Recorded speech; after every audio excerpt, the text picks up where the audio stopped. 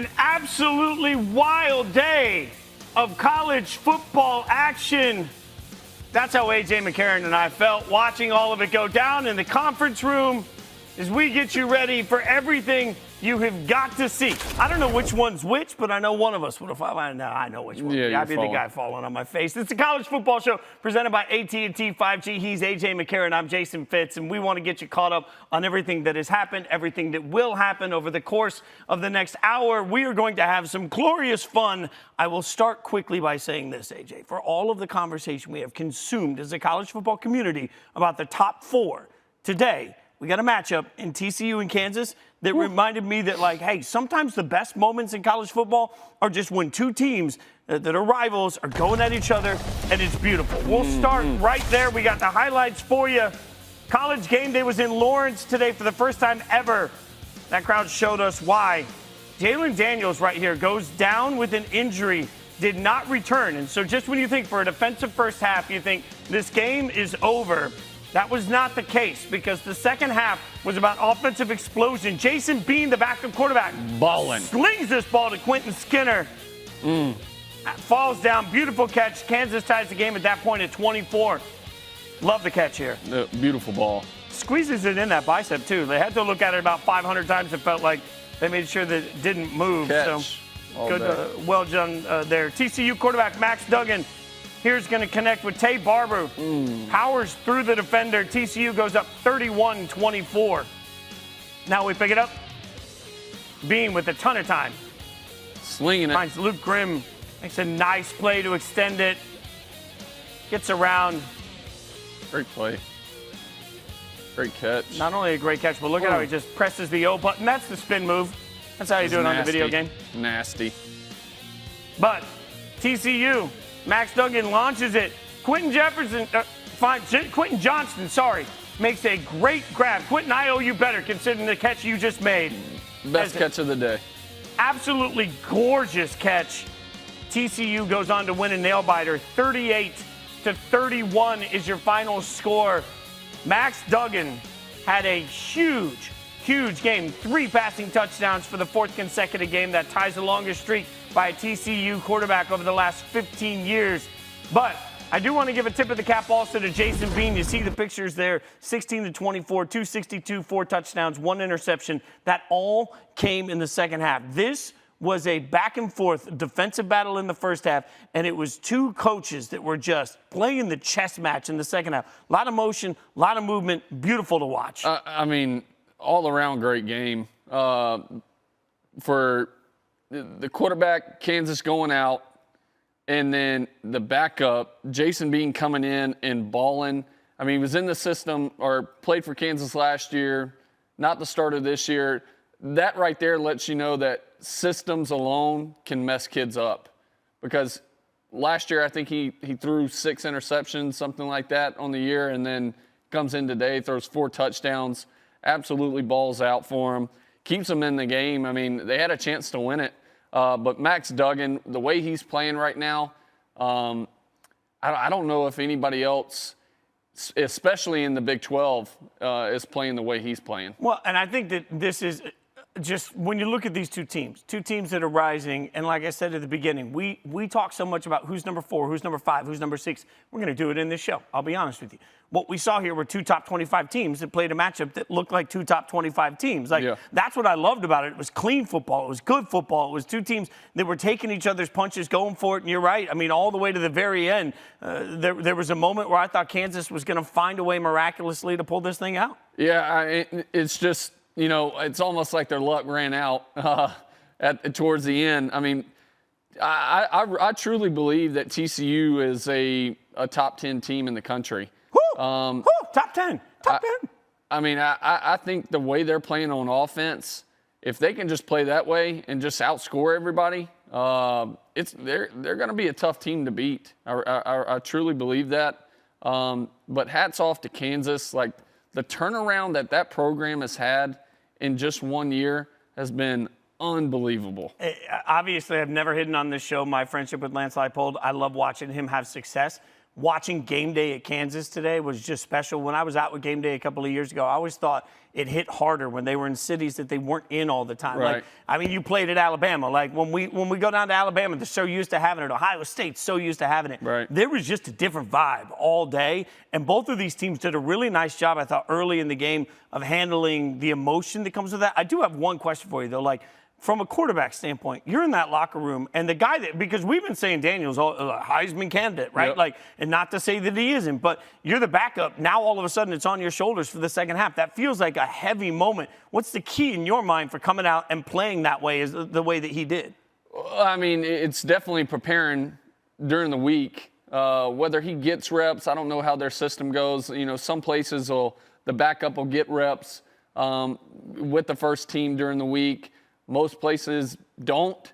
But him being able to prepare during the week, act like he's a starter, and he's been there before. Jason Bean's been there before. He was there last year, so he knows how to prepare. But this system, I tell you what, it seems like it fits him well. So if Daniels is out next week, I think this guy can step right in and just play. The system fits him well is the reason all these coaching openings out there are looking at Lance Leipold saying, this system fits well here. Speaking of systems that can make quarterbacks look even better, there's one down in Tennessee that, oh my God, look, the Vols have put together an electric offense, but they didn't even need their offense at the field to make a difference. This is the opening kickoff. You got to catch the ball. You don't. Goes right through Beck's arms. That lets you know it's going to be a rough day. Oh, yeah, 100%. Not the way you want to start. And, Jabari Small going to make him pay for it. Runs into the end zone for the score. Vols go up 7-0 early in this one. Now, Josh Williams going for it. Now, they're on their own 44, going for it on 4th and 1. That's a turnover. That's another turnover on downs in a game that you were already down 13-0. So, Hendon Hooker. Let it fly. Jalen Hyatt. Beautiful throw. Great ball. 45-yard touchdown, capitalizing on the 4th down stop. That makes it 20-0. Hooker about to get it on the run fun here. You know what?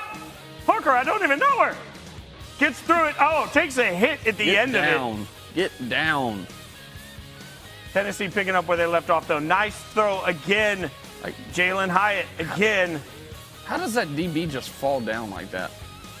I mean, the celebration happening right there. I'm not exactly sure what Smokey's doing, but you know what? I'm here for it. You get to celebrate. Been a long time since Tennessee was this good. 40-13, and I can't say this loud enough, it didn't look that close. No. 40-13 isn't even indicative. And it's funny to me because you mentioned systems. I cannot stress this enough for everybody that talks about the transfer portal. Hendon Hooker is a perfect example of transferring, finding a staff that believes in you, getting to a system you're comfortable with, having that moment. Heupel had brought in this high-paced offense that we keep talking about, the number of plays, but Hooker feels like a great fit, and all of a sudden you end up a coach, quarterback, system fit. They come together, and what you have is the number 8 team that looks like they could threaten just about anybody in the country. Yeah, I mean, Tennessee's playing lights out right now. There's nothing else. You getting nervous? No. Getting nervous? No. No? Oh, yeah. They still, it's been so long since they've beaten us at Bama. They don't even know what it feels like. Oh, man. But listen, Hendon Hooker right now is playing lights out. I mean, today, 17-27, 239 yards, 2 TDs. Again, 0 interceptions. He hasn't thrown an interception all year. Now, not rooting against him. That's going to come next week. He'll throw his first for sure, maybe more. But dude's playing lights out right now. He's got to be in your top 2, maybe 3. Might put him at 3 in the Heisman running right now. So, but another Jabari Small today, 127 yards rushing on 22 carries. Dude is balling. So that brings up a couple of points. Number one, for anybody out there that likes to dabble, before the season started, Hooker was 60-1 odds to win the Heisman. 40-1 when the season actually got rolling. Those odds look much better. But you mentioned the ability to run the football, and I thought this was really important. If you take a look at Hooker, he was 10 of 15 for 122 yards and a touchdown on play action.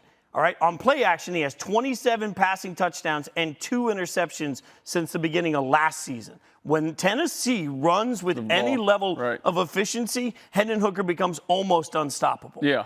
Well, yeah, and for a lot of systems now, and especially in Heupel's system, you have to be able to run the ball. Like, he wants to be fast-paced, but Heupel still wants to run the football. And it shows with Jabari Small. Like, I mean, they are running the football. And anytime you have that running attack, behind you as a quarterback, it's huge because it opens up play action all day long. Because every time you do this little fake right here and duck your head and come out of it, the front seven are doing this. Secondary's kind of sucking up too. So now, I mean, you got options. And it just opens up holes in the passing game for you.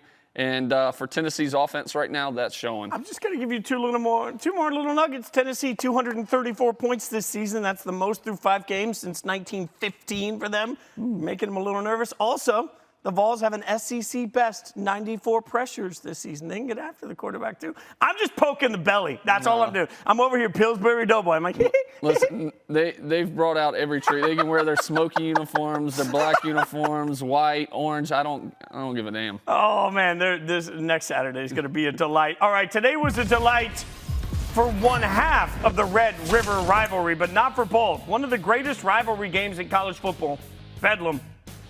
All right, Bijan Robinson starts things off with this touchdown. And you know what? Bijan's like Dijon mustard, spicy and good. 7-0 Texas. Zach Schmidt pulling off the fake best field goal. Best play they had all day. You're not wrong. That was about it for the offensive highlights. I mean, it's a nice little sidearm fling. That was the best pass they had all day. Well, they had problems passing the football. Quinn Ewers did not. Finds Xavier Worthy flashing across the end zone. Texas goes up 14-0. And that was just a little tease of what was to continue. Quinn Ewers here finds Sanders on a 24-yard touchdown pass. I'm, for once, not going to give you a misspeak, and this is not a misprint. I want you to see the final score of the Red River rivalry. I also want to prove that I can say Red River rivalry yet again. 49-0.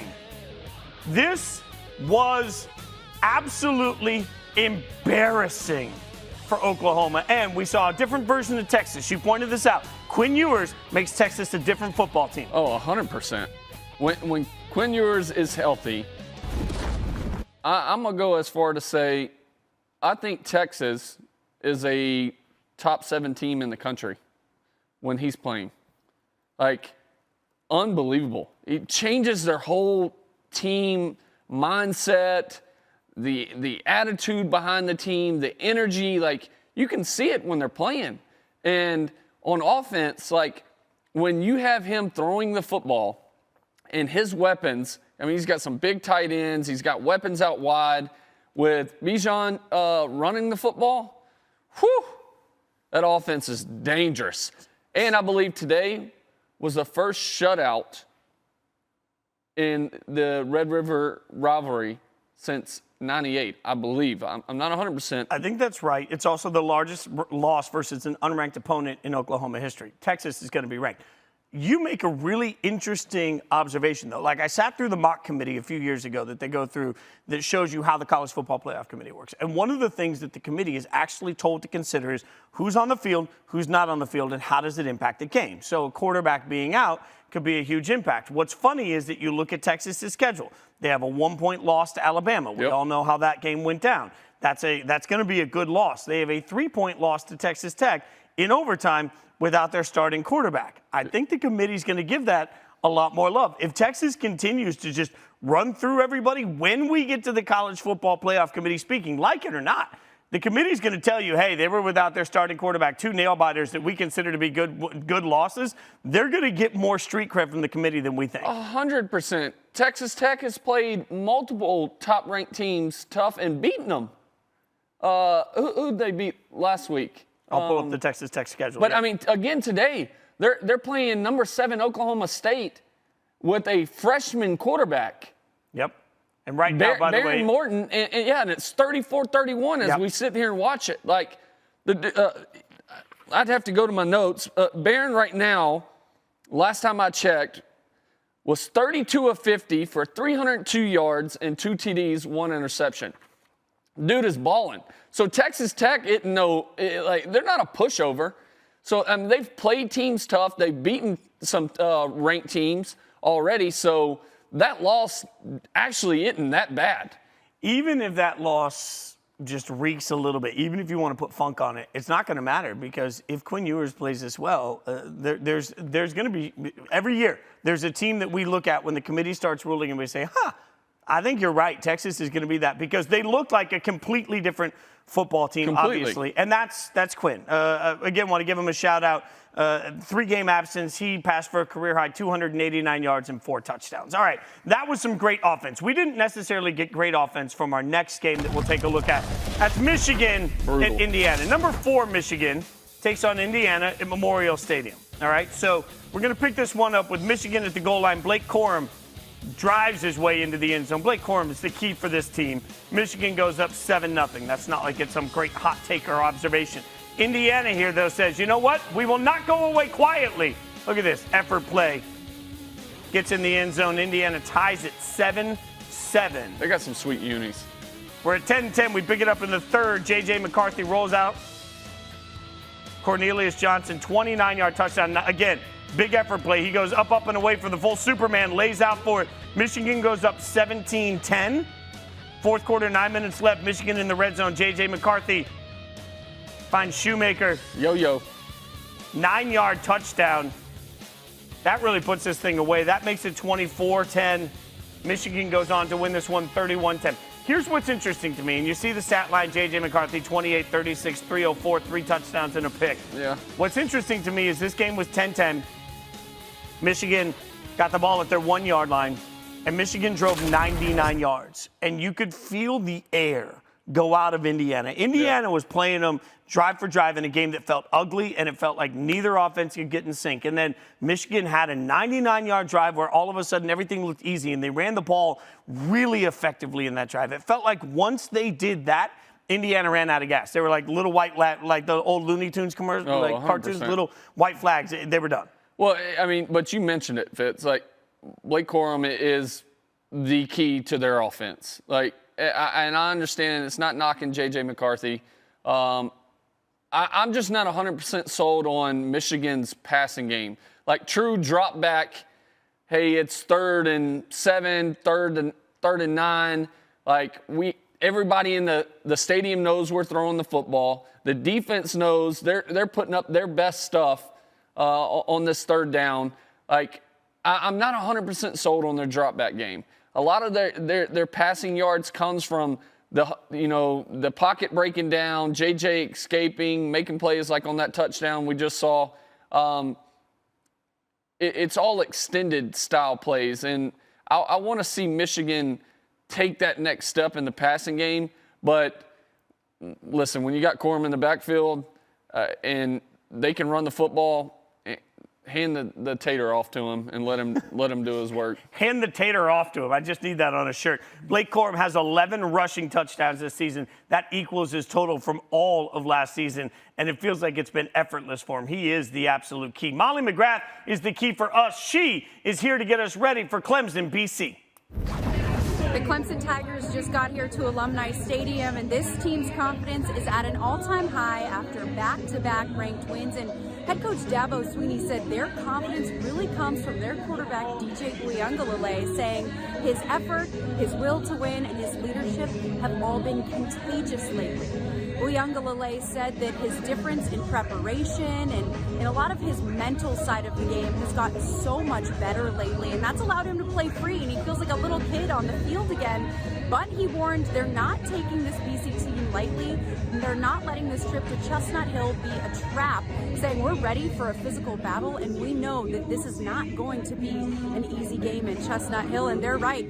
I mean, this is the red bandana game for Boston College. This is a game that's been circled all season for BC players, not because it's the number 5 team in the country coming to town, but because it's the red bandana game honoring 9/11 hero and former BC lacrosse player Wells Crowther. So the BC players plan to play in this game with a lot of pride and passion here tonight. All right, so we got to get you ready for this matchup. And as you see everybody running out on the field, it reminds me a little bit, I'll be the old man on the block for a second, okay? lived in Nashville for a very long time. And when I moved to Nashville, it was right in the Peyton Manning era where Tennessee was great. And Vandy obviously has never been great sustained. I mean, they had a few years, but they've never been great. Vandy always wanted to tell you they were up for it, and then Tennessee came in and took care of it every single time for the longest time. I feel like that's sort of the gap here sometimes. Like Boston College has a lot to play for and a lot that they really want to get out there. But AJ, Clemson's just bigger, better, badder, deeper in every possible way, right? Yeah, I mean, listen, I think Boston College can talk to themselves in the mirror all they want and try to psych themselves up, but I don't see it happening tonight. Clemson's playing well. They had a good win last week against NC State. And from an offensive standpoint for them, they have to play the way they did last week. Like, DJ has to be efficient like he was last week. 21 of 30, 209 yards, 1 touchdown. He was also the leading rusher, 14 carries, 73 yards. But they have to play efficient like that on offense and sustain drives. That's been their biggest thing, like not sustaining drives. If they can do that, I think they walk away with this one tonight. You mentioned efficient, and I think that's an important thing to remind everybody of, because a couple of weeks ago against Wake Forest turned into a shootout. We saw a bunch of numbers, a lot of touchdowns for DJ, and I think a lot of people look at that and they're like, oh, Ucla has come into it now. This is going to be – that's not who Clemson is to me this year. Like, Clemson's a team that's going to control the clock. They're going to control time of possession. They're going to wear you down. DJ's not going to make a lot of necessarily, in my mind, he's not going to go out here and throw for 400 yards and light him up, but he's going to manage to move the ball down the field. And as long as he does that in a calculated, efficient way, they're a top team in the country. Yeah, 100%. 100% agree with you. Like, they can't ask him to do that because they tried to do that last year, and you saw nothing but struggles from him. So let him play this style of game to where it's a little bit, which they try to knock it, but a little bit of a game manager and just being efficient.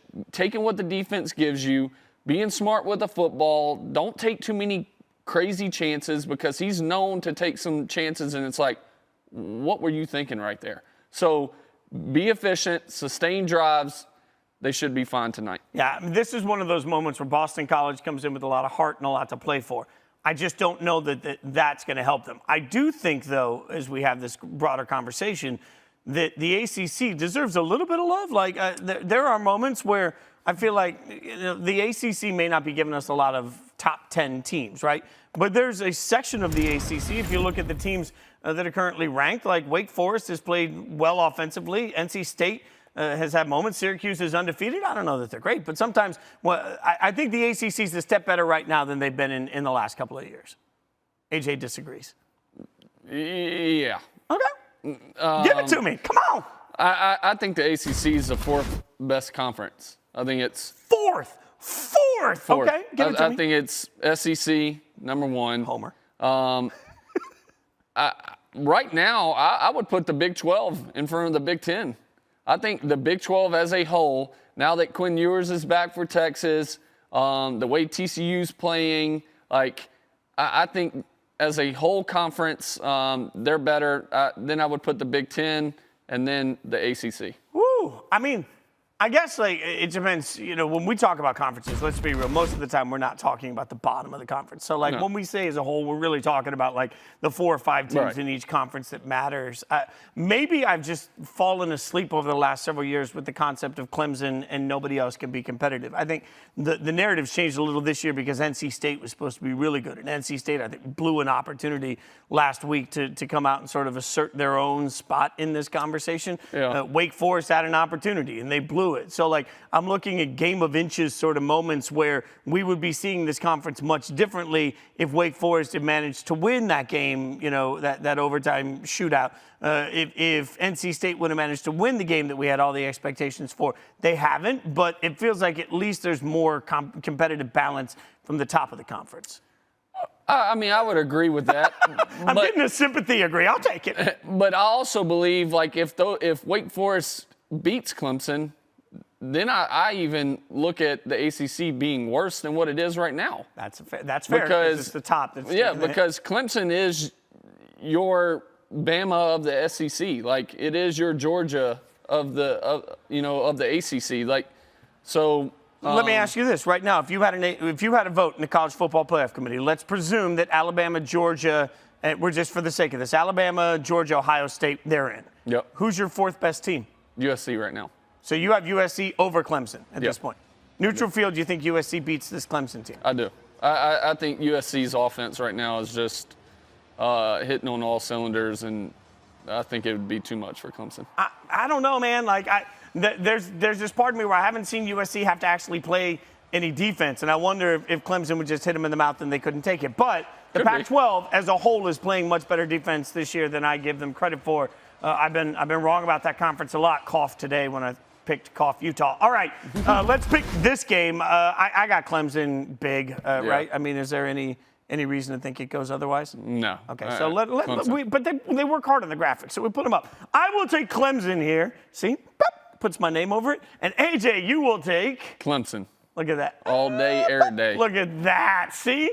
Oh, that's great work by the team. You can verify, authenticate, stay in the app, and watch this game tonight. You can also hang out with us, watch it in the sports bar, and then flip over and watch it. But be sure to watch it 7:30 p.m. Eastern on ABC. All right, let's get to more highlights. Speaking about games I was wrong about, Utah taking on UCLA. I like to call this one my parlay killer.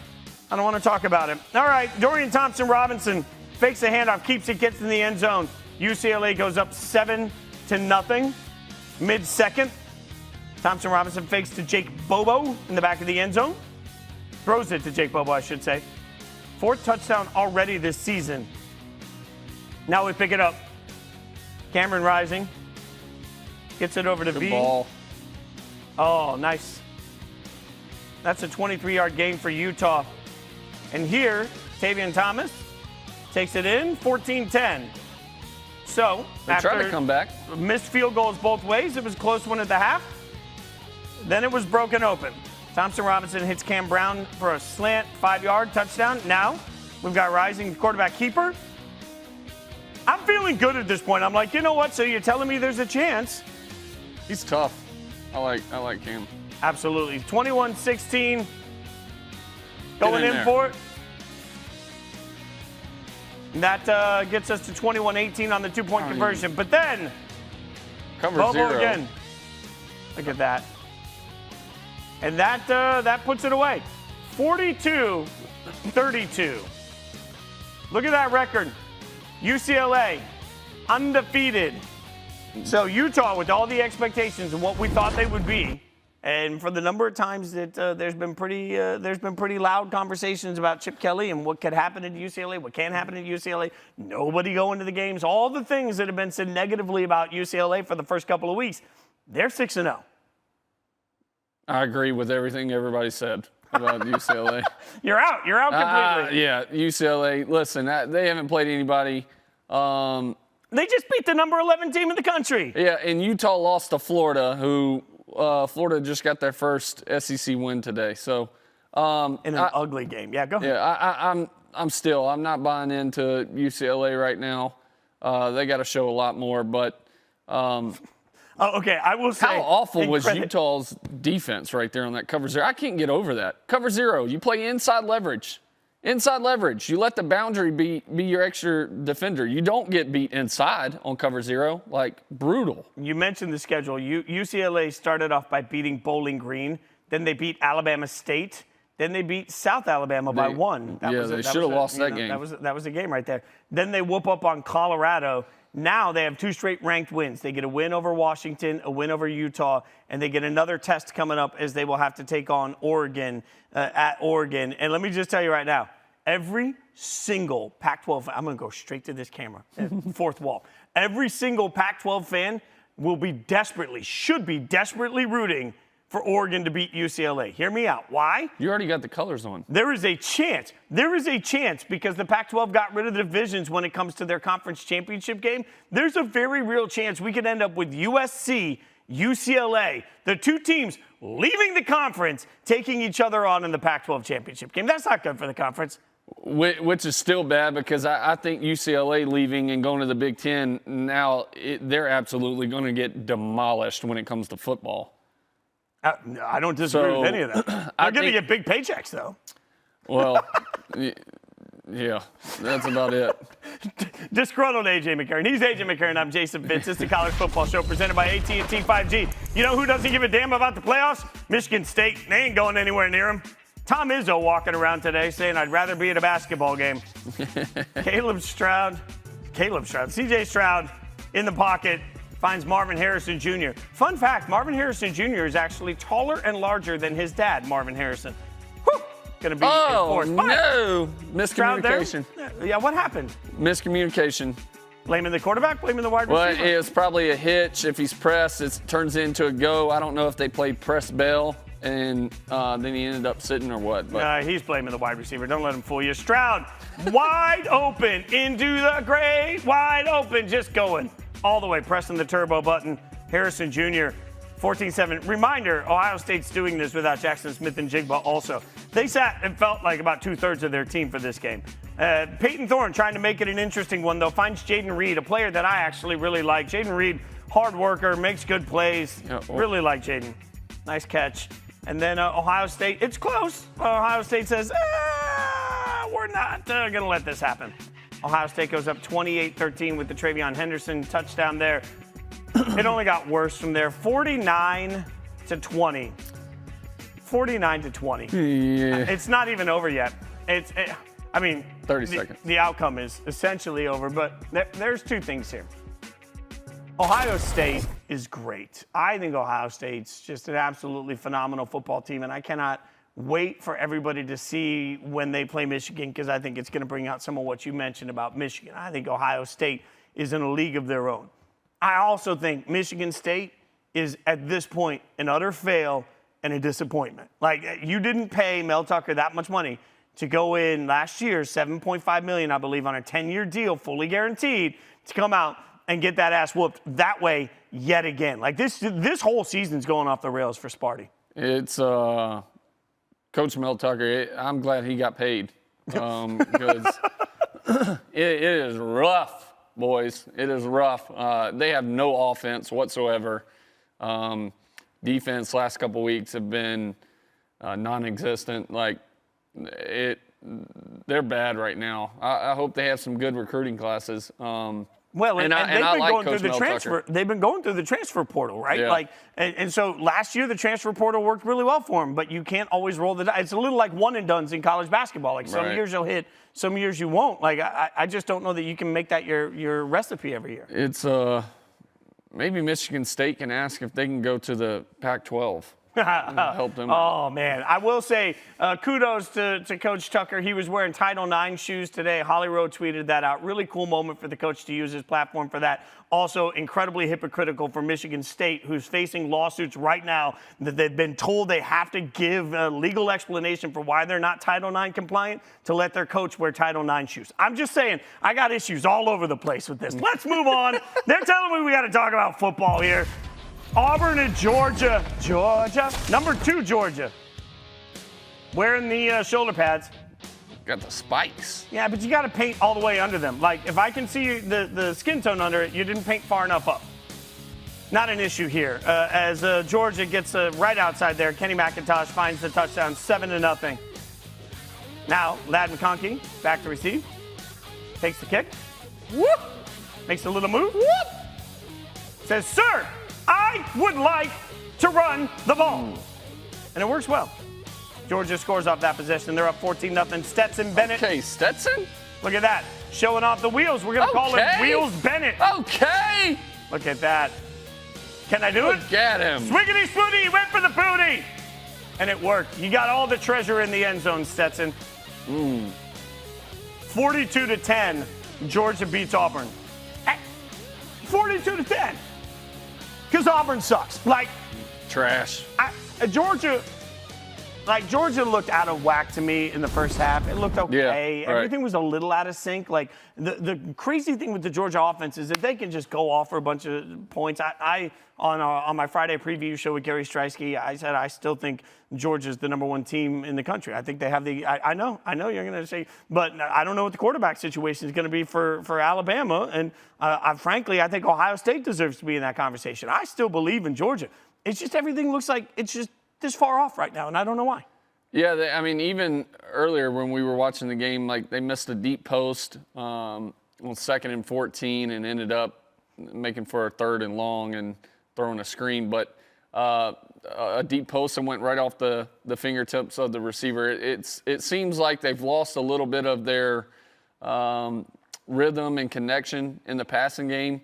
Stetson, first couple weeks, was putting up some big numbers, but it's kind of cooled off since then. So hopefully Georgia, I love Kirby. He's an unbelievable coach, awesome dude. Other coaches that I was with at Bama that are there, I wish them nothing but the best, but they got to find a way. I mean, this is a good win still, even though Auburn's hot garbage. So look, I'm proud of them. I need Georgia to get it right in time to beat Alabama for the SEC championship game. Yeah. That was my preseason pick. All right, we'll move right along. Texas State taking on Oklahoma State. Yeah, the other one. No discredit to anybody here. Morton takes it in for by himself. Texas Tech at this point cuts the lead to 17-14. Oklahoma State ahead. And we got a big pass here. Up and away for the big catch. Down the sideline, makes catch at the 5-yard line. The next play, just a nice effort by Xavier White. Muscles his way in for a 4-yard touchdown. Texas Tech takes the lead at that point, 21-17. Now we pick it up. Thompson coming around the edge. 2-yard touchdown. Texas Tech takes the 31-23 lead. Spencer Sanders, everybody's favorite, rolls out, finds a way to get himself in the end zone. Look at this. I don't mind it. You got the legs, make the play. Jaden Bray gets the ball, runs it into the end zone here. Touchdown pass right there. Oklahoma State ties the game 31-31. But that's where they lost all their momentum. Oklahoma State gets the 41-31 win on this one. So 41-31, sorry, that was Oklahoma State tying it right there. 41-31 is your final, it looks like. Oklahoma State has beaten Texas Tech. So you're not, are you surprised by this outcome? No, I mean, Oklahoma State should win this game. But I'll tell you what, I was proud of Baron Morton stepping in. You know, I told you he was 32 of 50 for 302, 2 TDs, 1 interception. He ended up 39 of 62 for 379. But hell of a job by him coming in and playing as a true freshman. I mean, they slung it around, but just didn't have enough today. Good win for Oklahoma State. But what are you doing throwing the ball 62 times? I mean, that's just like you got, to your point, you got a true freshman. And I always say this, whenever you've got like just a kid out there, like a year removed from like the most important thing in his life was the promposal. Right now you're putting him in there, making him throw it 62 times against the number 7 team in the country. It felt like a whack offensive game plan to me. Yeah, I mean, well, they didn't have much of a rushing attack. I mean, they rushed for 148 yards on the day, but their leading rusher was 87 yards rushing. So, but listen, if that's the way you think it's for you to win, let the young men sling it and let's go. I mean, heck, they were only down 34-31 with about 2 minutes left, something like that. Then Oklahoma State got a late score, but yeah, it was a hell of a game. Like, yeah, I don't want to take anything away. It was awesome. It was fun to watch. Hell of a game. You look back at it. I think sometimes you look back at those numbers and you wonder if you just sort of got lost in the game at that point. Yeah, for sure. All right, so let's take a look at the next one. Ole Miss. Jeez. Taking on Vandy. Clark Lee getting ready. Walking around. Vandy getting ready for this matchup. This play. Oh, look at the little move by McCarron. Then he explodes. Look at the athleticism, Vandy. Vandy with the 10-3 lead and the fancy handshake. We don't have one of those, AJ. We're going to work on that? Yeah, we'll get one. All right, Jackson Dart firing a slant here. Took a long time for that to happen. But once he got the slant, he gone. He just waltzed right on in there. Too fast. 13-10 at that point. Ole Miss trails. Now, Judkins going to run it in. And that makes Ole Miss is down 20-17 at the half in this one. I know. They struggle, haven't left since early in the first quarter, but the third quarter is an explosion of fun. Zach Evans takes the handoff to the left.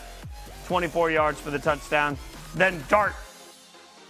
Dart's a good quarterback name, too. Jackson Dart. Yeah, it is. Throws the dart to Mingo. Mingo just Wide runs. open. He just presses the turbo button. Wide open. He fast. He real fast. The score there shows you how different the second half was from the first half. Woo! A game that was 20-17 at the half becomes 52-28. What's that halftime speech like? Because let me tell you, there's a wild difference in these teams from the first half to the second half and the way this one went down. Yeah. I tell you what, I'm proud of Jackson Dart. Now, he had a bad turnover before halftime last week, and then two more interceptions today. But I tell you what, he threw the ball around today. 25 of 32, 448, and 3 TDs, 2 interceptions. But, I mean, as long as Ole Miss can establish the run, because Lane's a run-first guy this year with those running backs he has, they're going to be a dangerous team, too. I'm sitting at number 9 in the country. I like Ole Miss. I like Lane. It's going to be exciting. Typical overrated SEC homer. All right, Let's get to some. Usually we show you team highlights. No, this is about one man. Abanaconda don't want none unless you got buns on. Woo! Izzy Abanaconda. Absolutely epic day for Pittsburgh. He has been having a great year. And if you've been watching the ACC, he is absolutely giving the ACC a run for Player of the Year. But I want you to see his stat line. 36 rushes for 320 yards and 6 touchdowns. 6 touchdowns. Like, you think about the way he ran today, and it was a mix of power and speed. The team put him on his back. Virginia Tech had no answer. Hokies fans will be having nightmares about that running back showing for a generation. That was absolutely incredible work. Tip of the hat to this young man. But, I mean, it's just incredible offense. Well, I'll tell you what, you're loving it if you're Slovis. Said, Hut, turn around, just hand it to him, and get out of the way. Like, made my job easy today. You just like stuck. You got a granola bar in your pocket or something. Hand off. You just Chill. You just sit back and watch the magic happen. Coach calls in a throw to you there. You like, Well, I'm throwing it, but because of you or because of the coach we're talking about? No, I mean, hell, I would audible it if I have to. He's not going to get that many touchdowns if I was playing with him at Pitt, but we're changing the play some. But Slovis is he's got to be loving that. That was a hell of a job by the running back today. Congratulations to Pitt. In the meantime, it's time now for our AT&T countdown to the CFP National Championship. And for this countdown, we're going to take a look at Alabama as they're looking to march into the college football playoff, taking on Texas A&M, newly number 1 Alabama at 8 p.m. A&M upset the Crimson Tide last year on a late second field goal. So, AJ, when you look at this matchup, you start thinking about last year. Not a chance in hell. The trash talking this summer. Is this one of those moments that, like, from a player standpoint, was it circled on the calendar? Yeah, I mean, it's definitely, you're going to know when you're playing A&M. I mean, they're a good ball team, good program, but listen, the way Saban's going to coach it and tell the team it's a faceless opponent, it's a nameless opponent. We go out there and focus on what we need to do, how we need to play our game. Everything else doesn't matter. So that's all they need to focus on today. Listen, I got Bama winning this one big. I think it gets nasty for A&M tonight. Now, you and I talked last week about Bryce Young. You know that injury well. Obviously, there's been a lot of conversation about what it will mean for the quarterback. He is in uniform. Presuming he plays, what do you expect from Bryce Young? I expect him to play his normal game. Listen, I've had this same injury. When we were watching the game, I called it last week. I've fallen like that twice during my college career at Bama and hurt my AC joint, a little bit of my labrum. So they will shoot it up. He probably didn't throw a pass all week because I did that as well. And you're going to shoot it up as soon as you get in the locker room, and it will be good and ready to go. It's interesting because according to multiple blue checkmark Twitter accounts, he was introduced as Alabama's starting lineup. As part of the lineup, he was introduced in pregame video board intros. But he has not thrown a pass yet in pregame warmups. Really? Didn't throw a pass all week, but he has been introduced, to your point. At this point, you're just saving it to see what happens when you get out there? Yeah, maybe. It could be a mind game because A&M's going to have guys over close towards our sideline, walking all the way down their sideline, watching our warm-up plays and all that. So every school does it. But I don't know. Maybe he might not play. I don't know how bad of a sprain it was for his AC joint. I know mine was bad. I shot it up. I chose to do that and went out and played and didn't miss any games. So we'll see here shortly. Well, like I said, he has been announced as the starting quarterback on the Jumbotron inside the stadium. And I want to give a shout out. Tonight, they are honoring our 2012 national championship team. The rest of my old teammates are there, getting honored on the field, whether it's before the game or at halftime. I'm not 100% sure, but shout out to you fellas. Proud of y'all, everything that we accomplished while we were there. It's a great honor. I mean, you could have at least worn the ring. Do we ever bust out the championship rings? No, well, I gave one to my dad, one to my uncle, and then one to my grandfather. So I gave all three of mine to them. You can't get more? Like you're A.J. McCarron. You don't call the program and be like, hey, I need a replica ring. They bust out another one? You give him one to your first? I usually try to, I'm so busy being a dad, and you know it.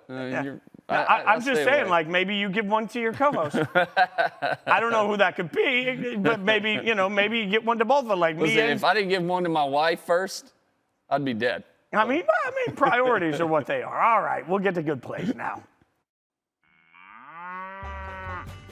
Oh, the glorious sound of the moo means it's time for us to hit the farm. All right, look, I don't come very close to that, but look, we got this big, huge cow behind us. Got to talk about this. Got a cow booger. I don't know. AJ, what are we doing here? It's a nasty cow. You can pick your cow, but you can't pick your cow's nose. All right, we're going to give you the top plays. We're going to score them. Lock Haven University. Look at this one. Tipped up and then reaches behind the back. Look at it again because you got to see that the receiver's laying on his face, laying on that belly, reaches up behind him, secures the catch. I get to give this one the score. And you know what? Oh, stretching. 98. What, you don't like that score? This should be a hundo. Oh, no, there might be some hundos Unbelievable coming. Catch Let's see. by the young man. You judge too easy. Let's see what we got here. We got a little Maryland action. Up, and away! See, nothing special here. Yeah, but this is your job. Oh, drag him. Oh, my God. You're way bigger than him. Oh, my God. Way bigger. Dragging him like a fat guy that wants to get to the cinnamon rolls at the buffet line. That's your job. I'm giving it a 56. You're giving it a 56? 56. Oh, my God. What has happened That's here? it. Suddenly I'm the easy judge. That's All right. it. Speaking of big boys, I got one here for you. How about this? Big boy coming in. Oh, scoop and score. Scoop potatoes. Up and away. Swiggity swooty. He's going for whatever he wants because he gets the touchdown. I mean, that's a thick six. And when you got a thick six, anytime a big boy runs, and it's not just that he picks the ball all up I and ever keeps his mouth. picture is Spike's dad. Spike, he's got the ball. That's all I ever picture. Oh, man, that is 6 points. And when fat guys run long distances, you get hundos from me. I'm just feeling gracious today. That's a hundo. All right, good. That's a hundo. Let's see what the next play is. This one, we got a little bit of Louisville, Virginia action here. What are we doing? He faked out everybody. What are we doing? You're getting all It's just a zone read. The end crashed. He kept it. I'm not a running quarterback, and I've done that.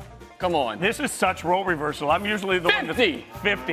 50. They're lucky 50. I didn't give it lower than that. I don't know what we're doing. You know what? I'll be honest with y'all. I didn't even read what was happening on this highlight because I can't believe I'm saying these words. Vandy has made it into holy cow, not for a play against Vandy, but for a play for Vandy. Anytime Vandy ends up in holy cow and we're not making fun of them, it's a delight. I can't believe this is happening. Look at the move there, too. Look at the move. They got some sweet unis, though. Turns on the burners. All of a sudden, the Nashville guy in me, 20-plus years in that city, When Nashville gets in this thing, you get 100. I know it wasn't that great a play, but still, it's Vandy. Like, I give their unis 100. That's about it. This is what we're doing. We got another one here for you. We'll see if AJ gets any nicer with this. TCU coming in. Max, let it fly, baby. Quentin Johnson Tutty comes down with unbelievable catch. Watch the eyes follow, and then toe taps. Saves his quarterback, too. I don't know. That was a terrible throw. No. Unbelievable throw. Great ball, outside shoulder. Hundo. Look at that. Look at that. I feel like you're always 100 to me, buddy. There we go. Thanks. There's our best place. That booger. Oh, we got action going on right now. I still love that number of times we mentioned boogers. South Carolina picking 7 over Kentucky early on in this one. Remember, Will Levis no-go for Kentucky. So South Carolina up 7-0 on the number 13 team in the country. We will keep you updated on that as it moves along. I believe we're going to take you to that game when we have a moment to do that. So what do you expect from Kentucky at this point? To win. If they lose to South Carolina, we're turning the place into a parking lot. That is we all have isms. The parking lot ism. Would that take a lot of, it feels like there'd be a lot of bulldozers, like, maybe just. Whatever you want to do. Okay. However you want to do it. Does it change your mind at all when you don't have your starting quarterback? Depending on who you're playing, but against South Carolina, no. Okay. They're atrocious. That's. I get that South Carolina's not the best, but maybe it's just a slow start, too, for Kentucky. Yeah, you better hope so. If you're a Kentucky fan. It is interesting because I don't know how to feel about Kentucky at this point. I feel like we get really high on Kentucky every year when they start to look good, and then we get really low on them when they don't live up to expectations. And, the real question is, what are the expectations for Kentucky? Because I would argue that for most Kentucky football fans, if you're constantly winning 9-10 games and you're in the conversation where people give a damn about your football program, you're probably doing really well. I don't know that, if at Alabama, if you lose one game, the sky is falling and everybody should be fired. If you're in Kentucky and you lose 3 games, you're like, yeah, pretty good year, guys. No, 100%. Listen, they've had a great year. They got 1 loss. They're fighting to not be just a basketball school. Well, neither Clemson nor BC is really a basketball school. We'll get you live to that game. Clemson with the ball, DJ Ucla, something we've talked a lot about. What do they expect? And I don't like those long screen plays. Don't like it. I hate faking it one way and then spinning around as a quarterback. It just takes too long. I think the interesting part about the long screen plays is it really relies on somebody to make a mistake. That's the only way the play works, is if somebody blows the coverage. Yeah, the right tackle's got to get out there and get on that corner quick. That was a good play by the corner. All right, so we pick it up 2nd and 13. DJ in shotgun, waiting for the ball. Taps the ball twice, gets a little out. There you go. Simple completion. Yeah, right? Just make it to where it's 3rd and somewhat manageable. You can't be behind the sticks. That's what I talked about. They got to be able to sustain drives and be efficient. Being efficient is staying ahead of the sticks. You can't be in 3rd and longs all night. It just doesn't work. Now we set ourselves into 3rd and 6, man in motion. DJ waiting for the snap. 3-by-1. You got man coverage up top, taking a shot. He was going for that before it ever started. Look at it. Who called it? They say incomplete. Oh, no. What? He got the matchup he wanted at the top of the screen against the young corner. He got everything he wanted in that. Let's look at the replay. I saw it from the get-go. Man coverage. They're in a 3-by-1 formation. You got to catch that. 3 receivers to the left, 1 to the right. He's press man coverage outside. You got to win that. Golly, that's bad. And that's a really well-placed football by DJ, right? Oh, yeah. It's a great ball. You got to catch it. Catch the ball. So now he's going to shank it. Shankopotamus. Watch. I'm sorry, Potter. Potterpotamus? Yeah. Potterpotamus? Harry. Snap, hold, kick. All right, right down the middle. Right down Prove the me middle. wrong. We get ourselves 3-0. We'll keep you updated on the game. Hey, AJ. Are you ready for some bruh delivered by Pizza Hut? Let's do it, bruh. We're going to take a look at some of the most questionable plays of the day and just ask the basic question, bruh. We open with this opening kickoff in LSU. Hey, you got to get the kick. You got to catch it. Got to catch it. Gives Tennessee the ball. That was a hell of a play by the special teams from Tennessee, though, to recover it right here. I mean, it's a nice recovery, but it wouldn't happen if, bruh, you catch the football. You got one job early in the game. I don't know what you're doing. He's a good tight end, too. All of a sudden, we end up with a situation. This is also a situation in a close game, trying to make a play. So close, yet so far away. I felt like Jalen was pressing today a little bit. Yeah, well. That backup came in slanging it, though. You know, there's this moment where in a game that came you down to gotta hold one on to score, bruh, that one hurts. All right, let's go next to some Oklahoma. Look, already down 21-0. That's just a bad look. I think the whole team of Oklahoma should get a bruh. Yeah, the fans are saying the same thing. They're all looking around saying, bruh-et. I don't know how that works. Obviously, you know, the jump pass, I don't know, AJ. Like, it just feels cute for no reason. Yeah, at the goal line maybe, but not at the 20, bruh. Let's get the refs involved in this. This ref says, not up in here. You can't have that ball. Takes it. Just stops the whole thing. I love it. He's like, I said no, good sir. He said, bruh, did you see those hands right there? Yeah, that's actually not a bad idea. The ref might be working his way onto the team. Got any eligibility? Bro, watch this. Watch this. All right, let's get one more in here. Celebrating with your coach. You ever knock the coach down like that? Nah. I didn't really try to chest bump any coaches. I don't know. I'm just picturing you and Saban going up and having I caught him and I hugged him one time. That could have been a bruh moment, maybe. Oh, man. All I know is that looks about like how I would feel if you and I tried to chest bump. The problem is he's so much taller than I am. I don't have the ups to do it. Bruh, I don't know what we're doing. What we're doing now is getting you a live look in. Kentucky taking on South Carolina, trailing 7-0 in the first. Again, this is a game without Will Levis in a quarterback. So it's that makes things a little more complicated, AJ. Yeah, there he is. I guess he's calling plays tonight. Getting a little practice in on that. Yeah, he's just going over the plays. Done that before. Let's see what we got. They got some sweet unis too. I like 3rd those and 9 at this point. It's not what you want to be in. 3rd and long. 3rd and long on your own side. Little swing pass. Not going anywhere. It feels interesting to me when you make that little swing pass, because like I said earlier, the Clemson play was relying on a mistake. On that swing pass, you're relying on essentially your guy has to be shiftier and better and able to make all of their guys miss for 9 yards. It just feels like a conceit play. Yeah, and that's just showing that, hey, we don't have full confidence in this guy playing quarterback.